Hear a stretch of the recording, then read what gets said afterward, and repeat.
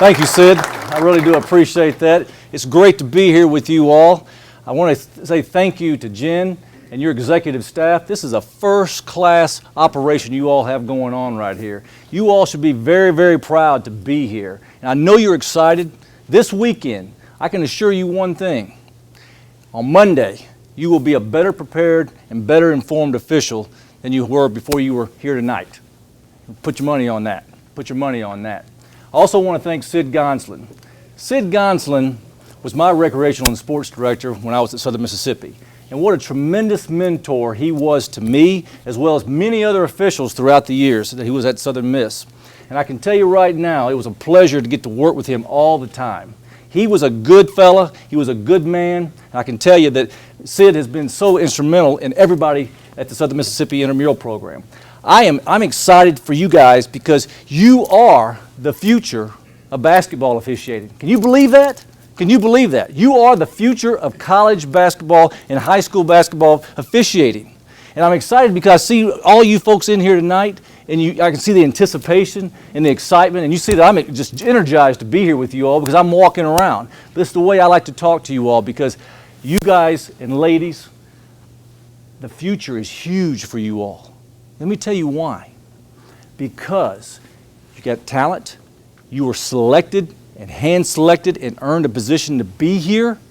That's huge. You should be honored to be here. You should also be very excited to be here because guess what? You're going to learn a whole lot with this staff. Now, who's on the staff of the training here? Can you raise your hand? Who's going to be training this week? Thank you. Thank you and thank you.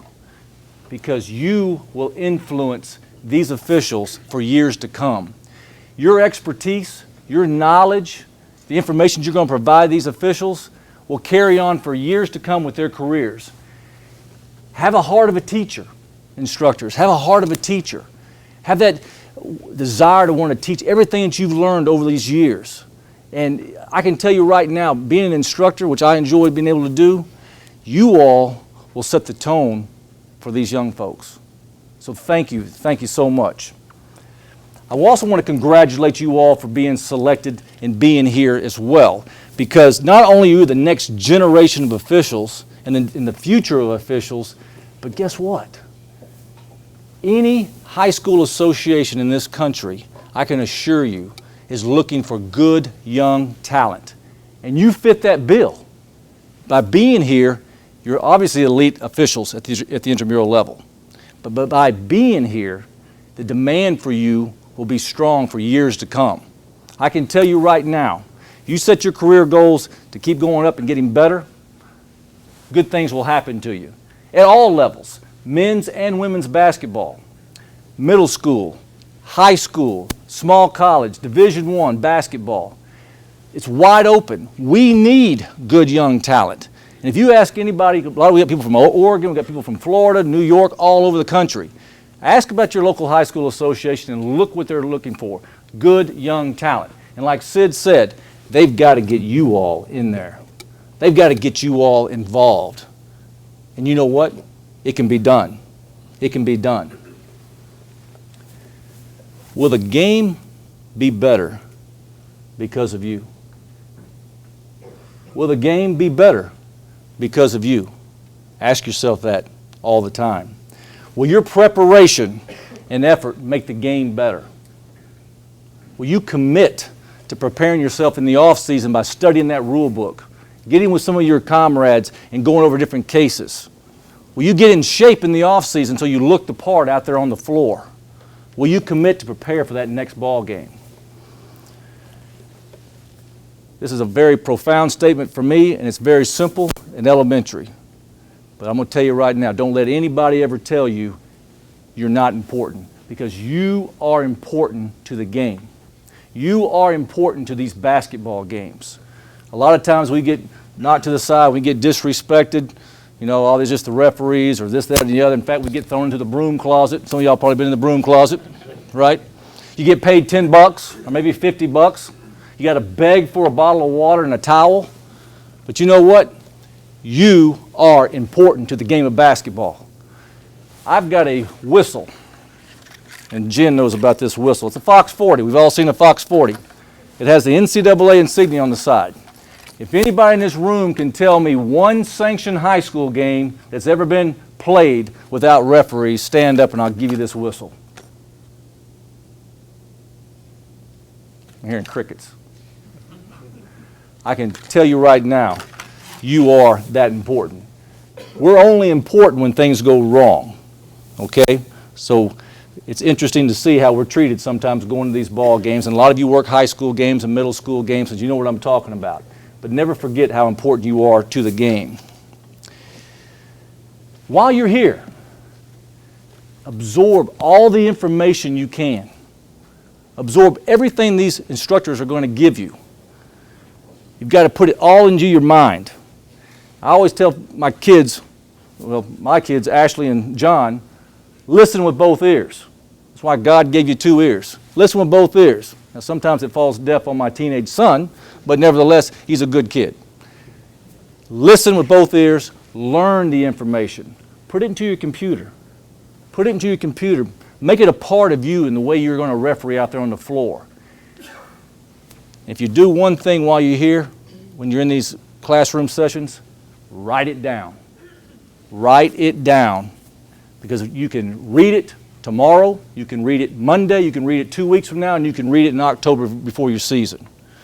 So listen with both ears, learn it, make it a part of you, write it down, take it back to your associations and your intramural associations, and share it.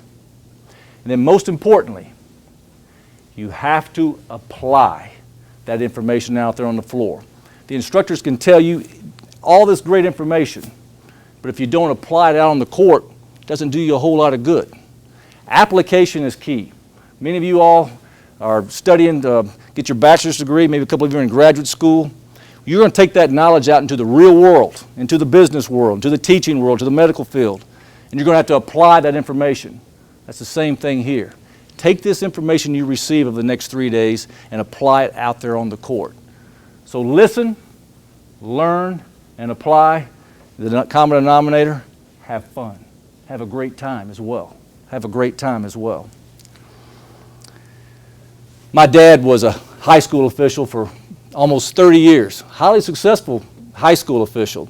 He had several opportunities to go work college basketball. Several times he got opportunities to go to NAI level and maybe even the Division I. But he chose, because of his career and because of his family, to stay with high school. So I don't know about you all, but as a 10 and 12-year-old kid, I didn't have a whole lot going on Friday night. I don't know about you. Did y'all have anything going on Friday night when you were 10 or 12? Well, my dad invited me to go with him to the ball games. And I would ride with he and his crew to these different high schools. And I reflect back now, life lessons that were taught during that time. I didn't think much about it. I'm going to a ball game, I'll get my, my popcorn and my Coke and have a good time. But I'd listen to him talk with the other guys in the car. And they would talk about rules. They would talk about case plays. They would talk about coaches. It was very interesting to hear all the different stories about coaches. But nevertheless, I learned a lot. Well, coincidentally, I was 13 years old, and in my house growing up, there were no such thing as child labor laws. So we worked. Well, my first real job at the age of 13 was a custodian at the local YMCA. And I can tell you right now, that's one of the best jobs I ever had. I was the best grass mower. I was the best field marker. I could mop floors, vacuum carpet. I could do it all. One day, I'm out skimming the pool, and I'll never forget it. I was skimming the pool, and the director of the YMCA came out and tapped me on the shoulder. He goes, "Doug, your dad's a high school referee." I said, "Yes, sir." He goes, "Well, you play basketball?" I said, "Yeah, and I'm pretty good." He goes, "That's not important." He goes, "Look, there's an official that can't make it this afternoon to do the 7- and 8-year-old games, and we need you to referee." Whoa. I mean, I'm pretty good at mopping floors and mowing grass, but I've never refereed. I've watched my dad officiate, but I don't know anything really about it. He goes, "Look, we got a uniform over here in the closet. You're going to put that on. We've got a lanyard and a whistle." And at that time, the whistle had a P in it. I mean, some of y'all don't have no idea what I'm talking about, but back in the day, there were whistles with P's in them. Now they have the upgraded Fox 40. So he said, all you have to do is go out there and call the obvious fouls, call the obvious travels, and the obvious out of bounds. And then pick the ball up and show the kids what they did wrong. You're kind of coaching. I said, well, I might be able to do that. And he goes, oh, by the way, you're by yourself. Oh, a one-man crew.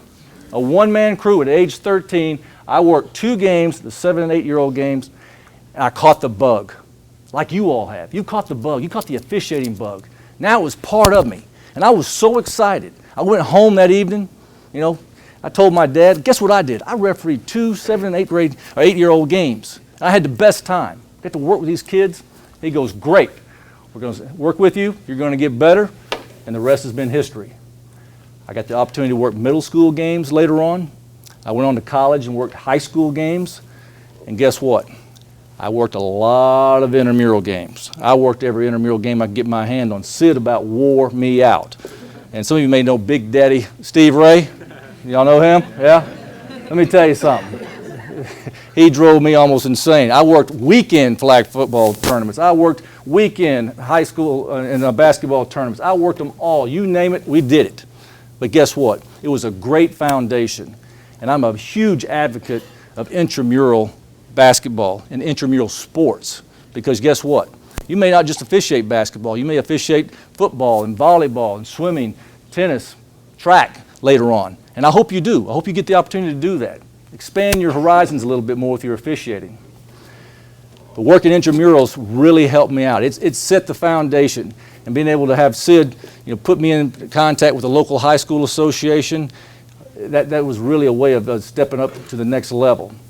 So what you're doing right now in intramurals, middle school, and even high school, this is your foundation. This is what you're going to work off of. This is how you're going to develop. And it's all great experience. I went to camp. We've all heard about these camps that are out there, right? I went to camp when I was in college. I didn't have any money. Maybe you all do. I didn't. But I can tell you right now, I saved my nickels. I went to camp. And the first camp I went to was the Hattiesburg, Southern Mississippi camp. And following that camp, I got picked up by the Junior College League. That was huge. I didn't know what I was doing. 3-man mechanics were just coming in. I'd only been working 1-man crew and 2-man crew, so I had no idea about 3-man. And I was scared to death. But I got involved with the Junior College League, and that's where things started to springboard into college. The next year, I went to another camp. And let me stop there for a second. Make sure, and I encourage camps, but make sure you have a quality camp and you do your due diligence before you put your money out there in order to go to a camp. Ask around about any camp you may go to. Make sure they have a quality staff and they have the best interest of teaching you. Teaching you. That's how you need to go to camp. So I go to this camp and I get another phone call following it. I joined the NAIA League and a Division II league called a week later. So I went from the JUCO to NAIA and Division II in about 2 or 3 seasons. Well, the following year, I got a phone call. We'd like for you to come to an elite camp, very similar to what you all are doing right here. You're in an elite camp. You're the best of the best from the NERSA. You got here because you earned this spot. This is kind of the camp that I went to. Following that camp, I got a phone call from the Trans-America Athletic Conference supervisor, Charlie McCarthy. Great man, good person. He knows basketball inside and out. He calls me and he goes, Doug, this is Charlie McCarthy. I said, yes, sir. I mean, I'm surprised he would even think about calling me. He goes, can you call a technical foul on a home coach? I didn't blink. I said, yes, sir. He goes, well, your contract will be in the mail and I'll see you at the meetings in October. That was my first Division I conference. It's called the Atlantic Sun today. Some of you are very familiar with the Atlantic Sun. It's a great, great league. I've been fortunate to be able to be in that league for almost 23 years. I've always worked several games in that league each and every season, even this past season. And Charlie McCarthy is the one that got me involved in Division I basketball. Somebody thought something about me. They may have seen something that I'd done during the course of the season that just came by. I get a phone call. We want you to go to this identification-only camp. It's supposed to be like this. It's an elite group of guys and girls, the best of the best, supposedly. I'm like, well, somebody thought something about me. I was like, well, I'll be there. I go to that camp. 2 weeks after that, I get a phone call from the Southeastern Conference. They asked me to join the SEC at age 25. I can tell you right now, I've been very blessed. The good Lord has put me in this position, given me these opportunities. I've been blessed with the travel and the experiences and meeting so many great people. And that's been the most important thing to me. Take the games out of the equation, take all the wonderful travel, the 40-something states, the 12 countries that I've been fortunate to go to. It's the people. It's the people. It's the relationships that I was able to develop over the years. Quality people. You know, again, take basketball out of it. If I were to have a flat tire on I-75 between Chattanooga and Atlanta, I can call about 15 people that are officials. High school, NAI, and Division I. Because it's all about relationships. Look around this room right now. Take 5 seconds. Just look around this room. There's a lot of talent. There's a lot of potential in this room. And you're it. But if you'll look around, you see somebody over here and over there, over there and over there, you're going to see them later on if they continue officiating. Because you're going to be developing these relationships. And a lot of you in here are going to continue going on with your career. That's big. So during this time you're here for these next 3 days, get to know some extra people. If you already know a few people, step out of your comfort zone and meet some new people. Because you never know, they may be moving on somewhere and you may be refereeing with them. Some of y'all know Tony Green. You've heard that name? Tony Green, Division I basketball official. I met him in 1990. We started refereeing together. He and I probably refereed over 100, 150 Division I basketball games together. We met, how long ago was that? 30 years, 25 years? What we're talking about. Develop those relationships. That's what this officiating is all about. Treat all games as if though they're the most important game of the night. Because guess what? It is. The game you're working tonight or tomorrow afternoon or Saturday, that is the most important game of the night. Those players, those coaches, those fans, the parents of the players, that's the most important game. That's the championship game. They don't care where I was on Saturday, and they don't care where you're going on Tuesday. So treat all games with respect. Treat them with 100% effort. Go out there with a little bit more enthusiasm. Never take a night off. It doesn't matter if it's the 7th grade game or the junior varsity game or the varsity game. Treat them all the same with respect. Number 1 team in the state or the number 50th team in the conference. Treat them all well. Go out there, never take a night off. Referee as if though somebody's watching you. Because they are. Because they are. It doesn't matter what level you are, somebody is watching you. Somebody's sitting back in the stands. Maybe there's 20 people in the bleachers, or there's 200 or 20,000 in the arena. Somebody's sitting back there with a phone texting or sending an email to a potential supervisor that said, hey, I watched the middle school game tonight, and John over here, he refereed very well. You might want to take a look at him for the JV and varsity. Or you may get a phone call the next day. And I saw Jen over here working a high school game. You might need to take her to camp this summer because she can work. That's what we're talking about. Referee every game as if though somebody's watching. There's a lot of talent scouts out there right now, more than there ever were when I was coming up. And they're looking for good young talent. You fit that bill. That's why you're here. You fit that bill because you're good young talent. Take advantage of that. Capitalize on it. Enjoy the situation you're in. Most of you are working intramural in some middle school and high school. I would highly encourage you to work every game you can get your hands on. It doesn't matter if it's a 7th grade game or an AAU tournament on the weekend. Doesn't matter if it's a tournament somewhere else outside of town. If you can get the game, work it. Because you know what it equates to? Experience. And experience is something you can't buy. Experience is something you have to have in order to get better. Albert Einstein said the only source of knowledge is experience. Pretty profound statement, but somewhat elementary. See, if you boil down officiating, doesn't matter if it's football, baseball, soccer, whatever, basketball. Officiating is simply this. You can write it down. It's reaction to experience. Reaction to experience. The more experience you have, when you react to it, it's either going to be a positive or a negative. You get the call right or wrong. If you've seen that block charge play 1,000 times, you're going to be able to react to it in a positive way. If you haven't seen that basket interference goaltending play very much, you may not have a very good chance of getting that play right. So it's simply reaction to experience. So I'll go back to what I said. Work every game you can, because guess what? It's experience.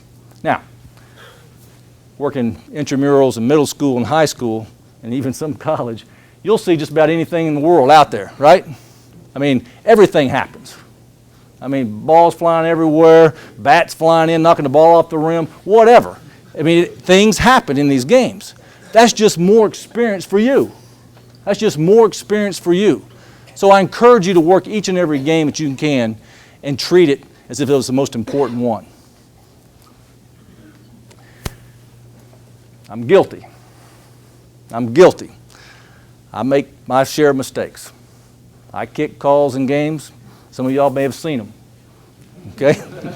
Some of you may have booed at me. I mean, I know a few people back there have.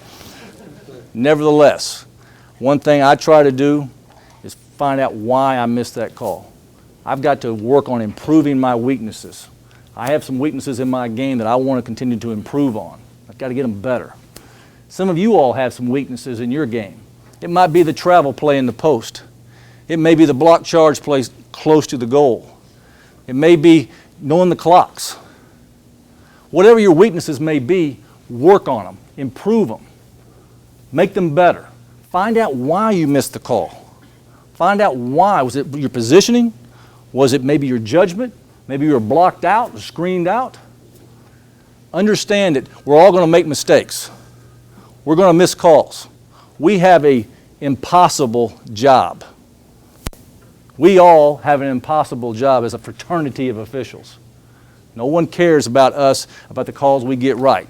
They care about those 2 or 3 we get wrong, or the 4 or 5 we get wrong. But a team can shoot 35% from the field. They can shoot 50%, 60%, 70% from the free throw line, have 15 turnovers, and they're concerned about the call I made with 2 minutes to go on an out-of-bounds play, and they're going to put it all over the place. And they'll say they played a pretty good ball game. Well, I don't know about you, but I've never heard of a perfectly played game where nobody would win. Think about it. Everybody shot 100%, nobody turned the ball over. You're not going to get a winner out of that game. But it's the same thing with officiating. There's never been an officiated game perfectly.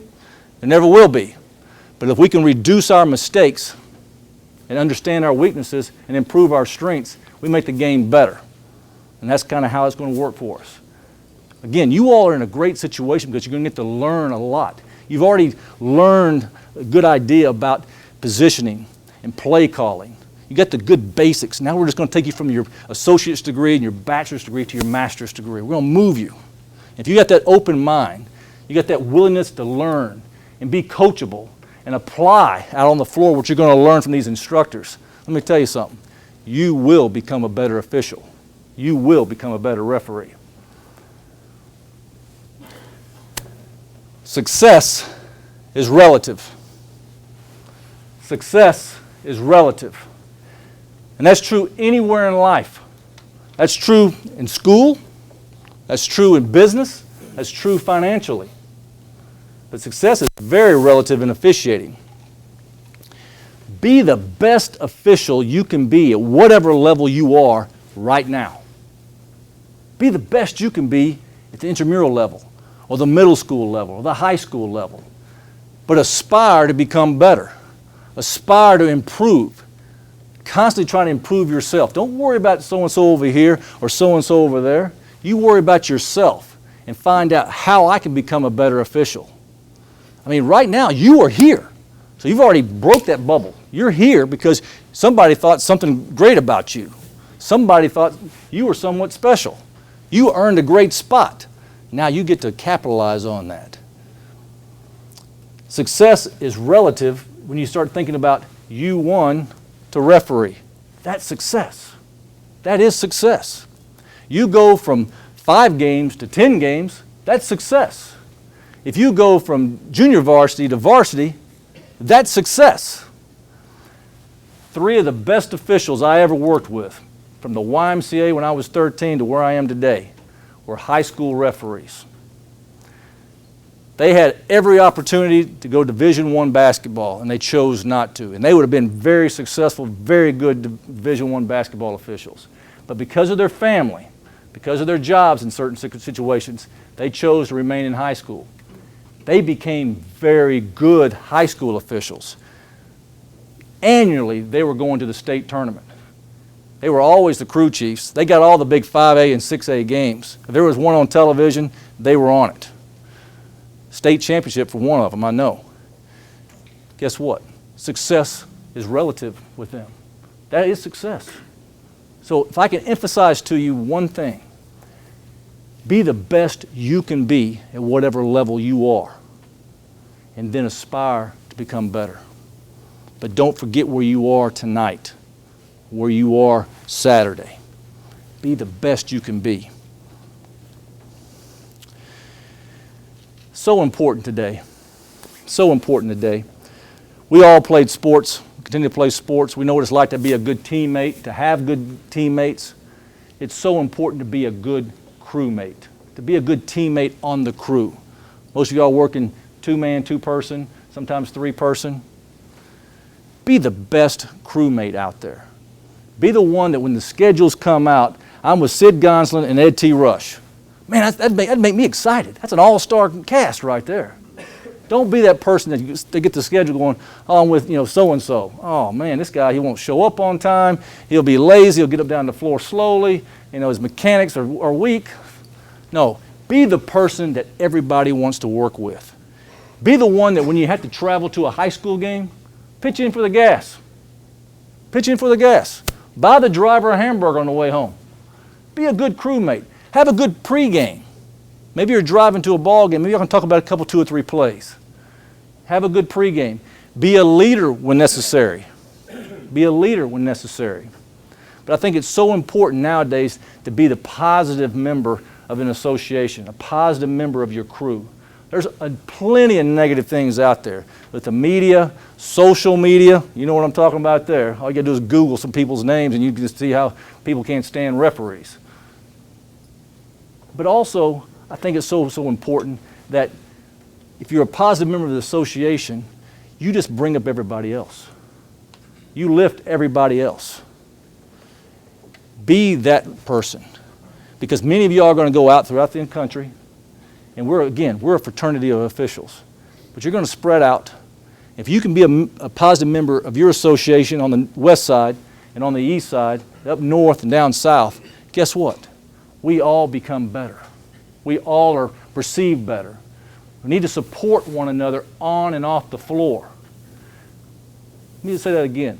We need to support one another on and off the floor. Don't be the guy or girl that goes, you see that play the other night? Those guys missed that call. Man, don't get involved in the gossip stuff. It doesn't help anybody, because I can tell you right now, I've missed my share of calls, and I'll stand up right here and tell you I've been kicked down the road in the paper, on TV, the whole 9 yards. I made mistakes. But we certainly don't need everybody in my fraternity talking about it and making a big deal out of it. I would hope that you would support one another on and off the floor going forward in your careers. Please do that. You'll go to your games with your uniform. You'll go to your games with your bag. You got lots of tools. The rule book. The rule book's one of your most important tools. It's understood that you'll already know your rules. Okay? Continue to evolve with the rules. But you have 3 tools, I think, that are very, very important to take out there on the floor. The first one is your whistle. I think I have one right here. This whistle. This whistle right here commands attention. Anytime you hit this whistle, hit it hard. There should be no weak whistles this weekend. Instructors, maybe it's worth 20 push-ups to you guys. I don't know. However you want to take them out. Yeah, you like that. No weak whistles this weekend. When you hit it, it doesn't matter if you're bringing in a substitute in the first half or you're calling a block charge play with a minute to go. Hit your whistle. Nobody wants to see a weak or hear a weak whistle. It gives you credibility. It gives you assertiveness. It demonstrates that you're confident and you got the call right. So each and every time you hit it hard. The second tool are your mechanics and signals. Your mechanics and signals.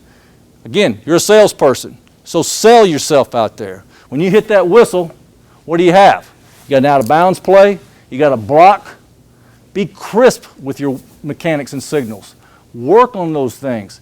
Most of y'all at the university and colleges can go to your aerobics room or your weight room and work in those mirrors. Go get those big mirrors and work on your mechanics. Do you convince yourself that was a travel call? This is a travel. This is what you do in play school. Okay? And I see a lot of that. Okay? This is an out-of-bounds play. All this is weak. Show strength, show courage, show confidence with your signals and your mechanics. When you go to the table, project strength. Don't hide your numbers down here. Get them up. 44. Hit him on the arm. We're going to shoot twice. Well, if you got a coach over there that was probably saying he's on the fence about your call, you may convince him with that type of mechanic. But if you go weak, guess what? You lose credibility. Remember, when you hit that whistle, the spotlight's on you. The spotlight's on you. So you've got about 3 to 4 seconds to sell when you go to the table. So, project strength, project confidence. Don't get arrogant. It's a fine line right there. But project confidence, and you will look like you deserve to be out there.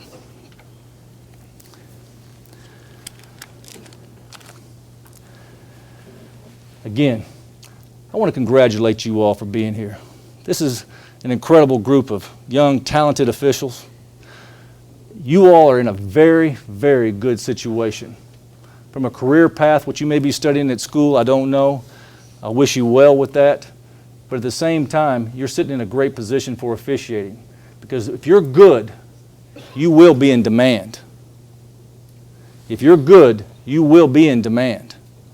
If you're good and you continue to work hard and try to improve and always try to aspire to become better, even if you have some success at the high school and college level, trying to improve always, and you're a good person, you're a good crewmate, you're a positive member of your association, good things are going to happen for you.